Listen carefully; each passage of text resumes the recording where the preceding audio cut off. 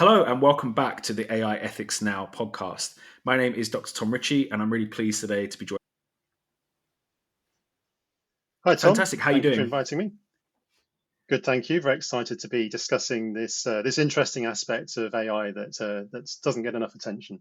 I wonder, Chris, if you could tell us a little bit more about your role and perhaps your interest in the area of AI and what brings you to this discussion. Yeah, certainly. So I work for a company called VIAVI Solutions, which makes products used in telecommunication companies for testing, measuring, monitoring, and optimizing the networks. And this is very based on data, which is where I have a great interest over my career. Since my PhD, I've been working with data, using it to extract insights and create findings in a number of domains, from monitoring oceans using satellites to building models of the human body, through to telecommunication networks, which are interesting in many dimensions and give us many challenges to work on. Fantastic. What a kind of varied career. I wonder then, if we get straight into the questions, Chris, what are the biggest challenges facing AI development today? Well, we're not short of challenges, that's for sure.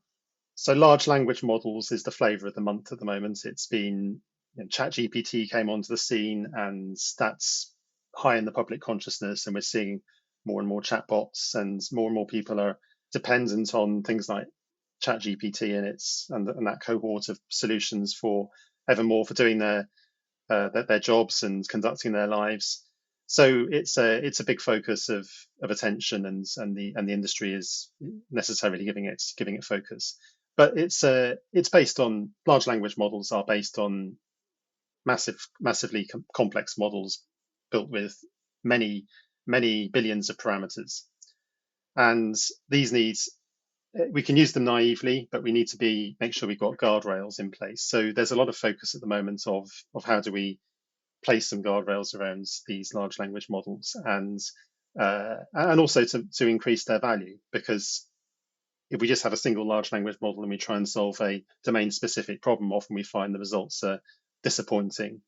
But in the worst cases, they can give incorrect results or even dangerous results, and we need to be careful of that. And so agentic frameworks is an approach around this, to have multiple large language models working together. Maybe one of them is the generator of an answer, and another one is a critic, so that the generator can learn how to, or can be uh, tailored in a way, shaped in a way that it can give better answers. Or if there's a specific answer needed, if a large language model needs to give an answer in a particular form, maybe in terms of programming language, code, or something like that, then there may be a large language model which is a specialist, which takes part in that framework.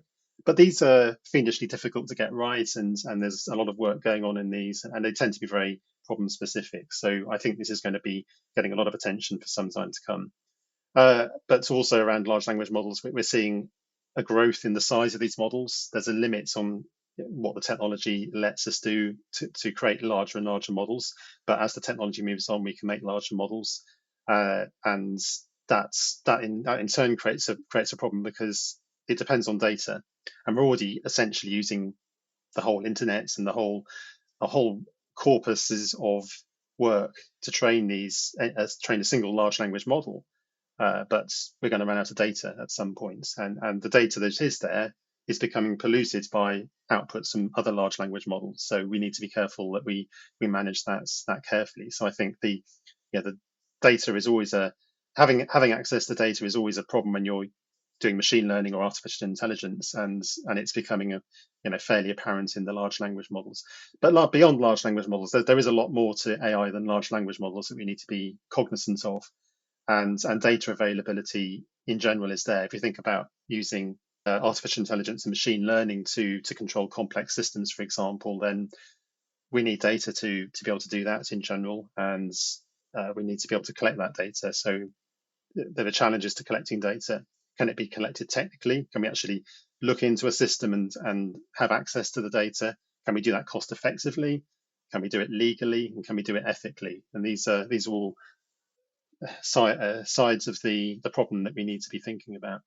But beyond that, there's challenges in supplies of silicon. NVIDIA is doing very well out of that, because there's a huge demand for the silicon to run these models, and companies like NVIDIA and their competitors are doing very well satisfying that demand, or not in some cases. And there's power demands as well, and the power used to train a modern huge large language model is not insignificant and needs to be taken into account. It's many millions of dollars. But the explainability, I think, is becoming another thing that we need to be careful of. It's a challenge to be able to explain how an artificial intelligence has come to a decision to do something or give an answer. And as the artificial intelligence gets more embedded into how things are done and how the world works, then the need to explain them is going to become more important. And I think that will go hand in hand with more interesting developments of the technology itself. So I think we're not short of challenges. That's a flavour of some of the ones I see as the most interesting or most important. Yeah, I think, and it's a really interesting summary of some of those challenges, and you pick up a lot of themes that we talk about in the module around. A lot of content on the internet is written perhaps from a very Western Anglophone perspective, and you have the challenges that there will be cultures in the world that are oral tradition rather than written tradition, and so therefore how's that captured? And we know the ethical challenges that come with power usage. We talk about those and the impact that they can have on the global south, and also who these large language models are for, who they're serving, and who is primarily benefiting from them. Just to pick up on that, if I may, you make a really good point about not all cultures are represented in this, absolutely. And if you have an oral tradition, then is that captured? Even if it was digitized and put into the models, you could find that there's a massive bias towards what is available, and a little corner over here of some data which has been digitized but representing a small culture of very few individuals relative to the human species. It may still not be sufficient to allow that unique cultural knowledge to be represented in the overall models. So there's a long way to go to overcome that. What do you think the potential negative consequences of AI could be if it's not developed responsibly? You kind of alluded to one with the issue around culture and certain societies, but I wonder if there are any others you'd like to expand upon. Yeah, really good question. The negative consequences, again, there's a lot of potential negative consequences, and there are real consequences that we've already seen and have been seeing for quite a long time. And I refer to Cathy O'Neill's book, The Weapons of Math Destruction, as in mathematics. Fantastic book, well worth a read. It's more about machine learning and artificial intelligence, but it certainly has a great relevance to artificial intelligence, and talks about the unfair use of credit scoring and biased hiring resulting from misuse of models or poor creation of models in the first place.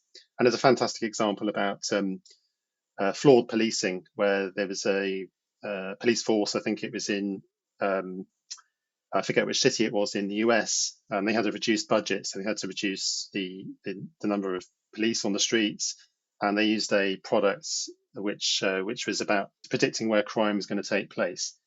And this is a great idea on paper, but there's necessarily a feedback loop there, because the more you look for crime, the more you'll find it. And if you direct the resources to find the crime to a particular area, you're going to find more crime, and that's going to then feed back into the model and lead to bias, increasing bias over time. But there's also the propensity for an AI to manipulate human beings. And I think that's a very serious negative consequence, which again we have seen before. And the Social Dilemma on Netflix is a fantastic watch, and the Centre for Humane Technology is raising the profile for this, and they've got a podcast called Your Undivided Attention, which is well worth a listen. But they highlight in the Social Dilemma, they highlight the example of social media, where certain social media companies had, with all good purposes, they wanted to increase the engagement with their platforms, and so they built an AI that would find out ways, basically through trial and error, of increasing engagement, basically keeping people on the platform for longer so that they could see more adverts, and the social media company would get more revenue as a result. And the AI discovered that if they increased people's outrage, that was a great way of keeping them engaged with the platform and keeping them on for longer, and had the side effect of increasing polarization. So we've seen a very serious societal impact as a result of AI being used in a, shall we say, naive way. There's a lot of talk about the singularity, which is the point we get, the theoretical point we get to, where we get to the point where our artificial intelligence is so well developed, it's then able to develop its next incarnation. It's able to develop itself further and get to the point where things exponentially grow. And it's no longer limited by the ability of human beings to push the technology forwards, but the technology itself pushes the technology forward. And it's called the singularity because in mathematics, strange things happen at singularities, and it's very hard to predict beyond them. I think we can't underestimate the importance of being aware of the future consequences of AI as we develop it. Yeah, I think that question of the singularity is one that we haven't perhaps come to too much on this module, but one that we maybe need to confront. I think particularly with the final assessment, where we're encouraging students to engage in speculative futures when they're thinking about what does an AI enabled world look like in 2040, and the singularity could very much be part of that. If you're creating your own scenario for what it looks like, you could create it where the singularity has come to pass. You mentioned a lot about Cathy O'Neill's book, which I really like and would recommend as well. It's actually one of the first books I read to learn more about some of the challenges of AI. I wanted to also mention the concept of, because I think what you're alluding to is this idea of alignment, and alignment between AI systems and almost human values, and how that will change in the next few decades, because it's an ongoing challenge, I think, of defining that set of human values, because we know that we are complex creatures. We know that we don't all agree on what is right and what is wrong. And if we're building AI as that reflection of ourselves, there are some inherent challenges that come with that. So it's just something to put into the conversation as well, this challenge of alignment. To me, the alignment is a fascinating area, and I think maybe it was Nick Bostrom who did a lot of work to define this. And there's a famous trope of the paperclip maximizer, where you set an AI to go and maximize the number of paperclips that can be produced, and it ends up converting every available resource into paperclips, leading to the doom of life on Earth. But I mean, it's not a serious that's not a serious prospect, or it was meant to be an illustrative example. Yeah, and I think as well the fact that, reflecting on the human condition, we make a lot of decisions without full information or full facts, and we talk a lot about bias as a negative consequence, and we talk about particularly unconscious bias on this module, and challenges of bias that come into AI systems. But actually, the concepts of bias and the concepts of stereotyping, if you can take them away from their negative connotations, they are shortcuts our brain uses to make decisions. And I find it really interesting in this alignment discussion around wanting to create these AI systems that use the entirety of human knowledge to help make their decisions, when we as humans make decisions based sometimes off of 10, 15, 20% of the actual total information. With that in mind, we're talking about some of the rabbit holes and some of the potential opportunities as well that AI can provide. What do you think are the most likely future developments in AI?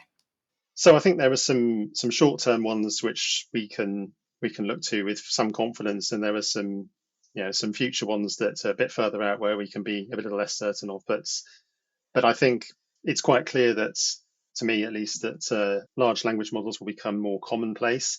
We'll see the silicon required proliferate. So we'll see new generations of mobile phones, for example, being able to run large-ish, at least, if not large, language models actually on the platform itself, which will democratize the access to a certain degree and make it easier, for example, for the models to be tailored to the individual, for example, and just give faster access without having to go into the cloud.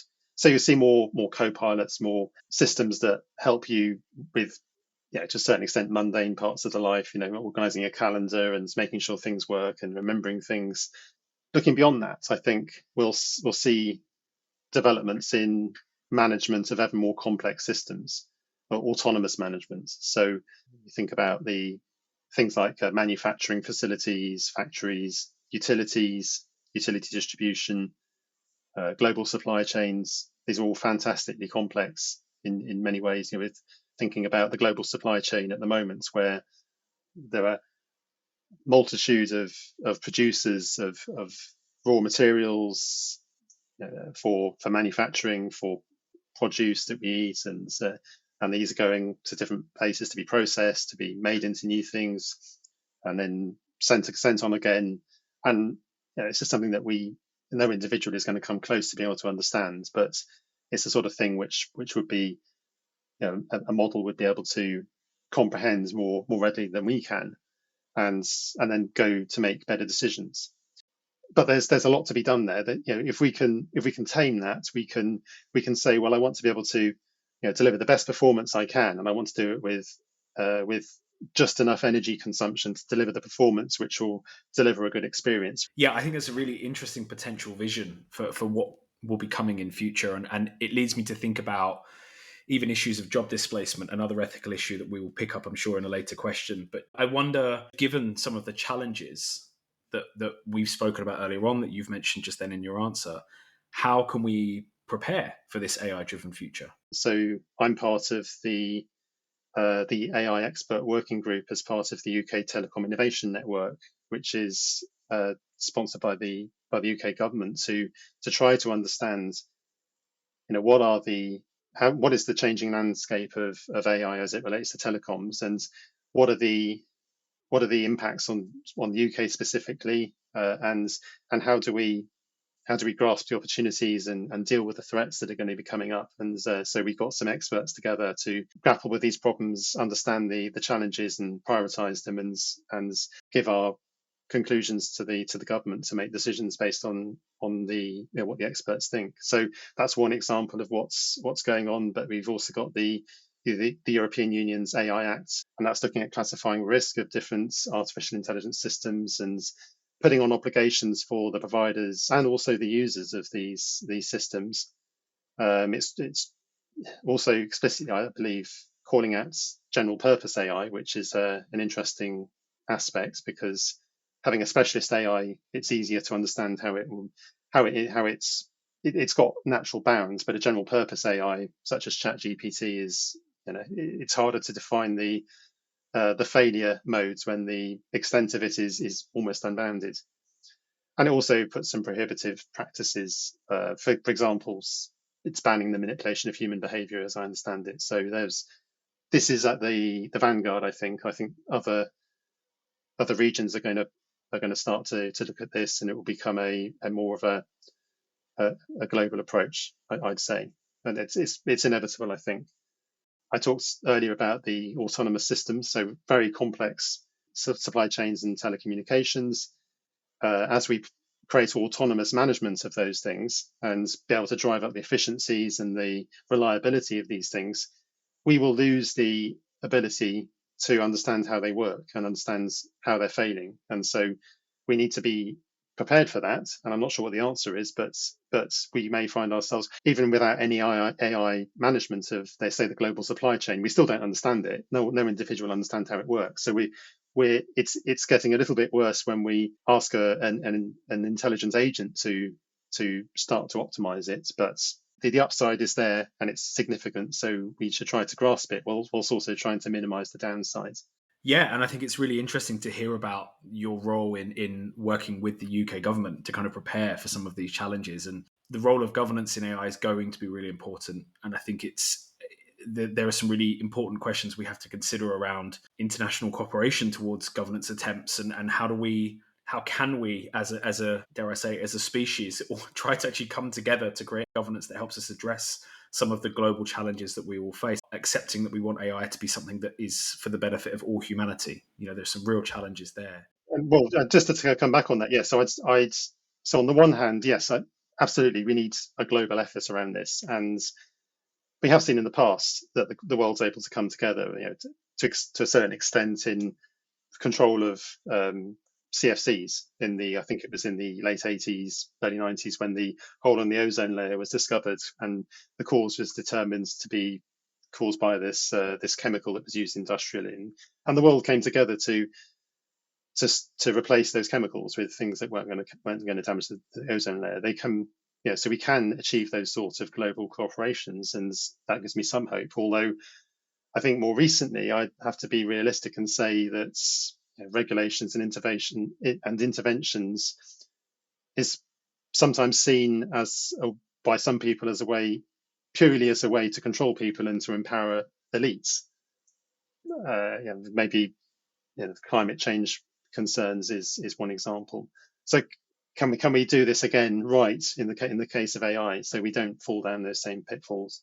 And I think your example of CFCs is a really good example of that global cooperation. I think also perhaps even looking at the way the world responded to COVID.